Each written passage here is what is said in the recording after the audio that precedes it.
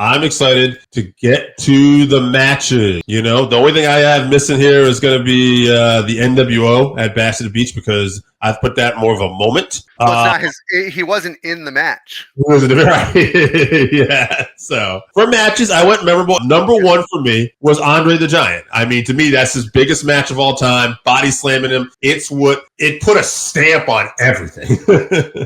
It's the slam heard around the world. 93,000 plus fans, Pontiac Silverdome. To me, this was the moment that solidified wrestling as a mainstream spectacle. WrestleMania 1 main event.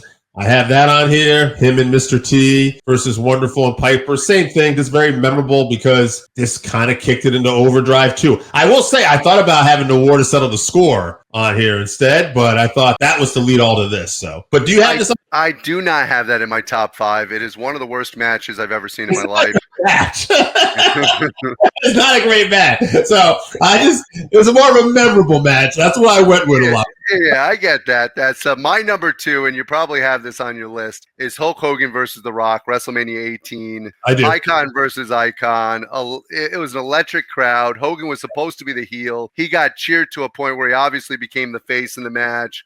It was the passing of a torch from one megastar to another megastar and a renaissance for Hulk Hogan. Yeah. And Rock, he was so good in that too that he was able just to twist his character a little bit as the match was going on. So hats off to them. I did have that match at number 3. So I'll ask you, what is your number 3? My 3 is Hogan versus Savage, WrestleMania 5. The Mega Powers explode. A year-long story arc. I think we forget sometimes how big that story arc was and how long they drew out that story arc. And quite frankly, it was a peak storytelling. It was betrayal. It was real life tension behind the scenes. It had everything in that match you could imagine. My number 4, Ultimate Warrior. Number 6, WrestleMania 6. That's my number 5. So we've got another one in common. It's champion versus champion. I knew how much that meant as a kid. Warrior pins Hogan cleanly. We have never seen Hogan pin cleanly. Really, it's the aftermatch of that match that makes it so memorable. The fact that Hogan did put Warrior. Hogan did everything he could to launch Warrior. And we forget how split the fans were. They were. You had the Hogan fans and the Warrior fans, and it really was a split division. Absolutely. That was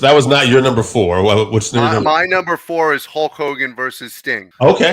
Starrcade 97. Even though the match I don't feel went off as well as it should have, it's WCW's arguably most anticipated match ever. Yes. It is Sting returns after a year of standing in the rafters. Botched finish aside, this match represented WCW's rebellion against the NWO, and it was the biggest storyline to me in WCW history. All right. Were you there? Yeah. Did you not hear that? Botched finish was the last thing I heard. So I couldn't. Oh, sorry. So I was saying, botched finish aside, this match represented WCW's rebellion against the NWO. I will wrap up my number 5. I did a YouTube short for matches and moments. And one of the ones I had on was Vince McMahon from WrestleMania 19 because I thought that it was a wild spectacle. But somebody called me out on one of the matches, and I told them, I said, you're right. I forgot about this match. So I put this as my number 5. Mr. Wonderful Paul Orndorff, Saturday night's main event, Hartford, Connecticut, the steel cage. They come down at the same time, and then they have to get back in. Very memorable moment as a kid. That would have been my number 6, quite frankly. Love the match. Love Paul Orndorff.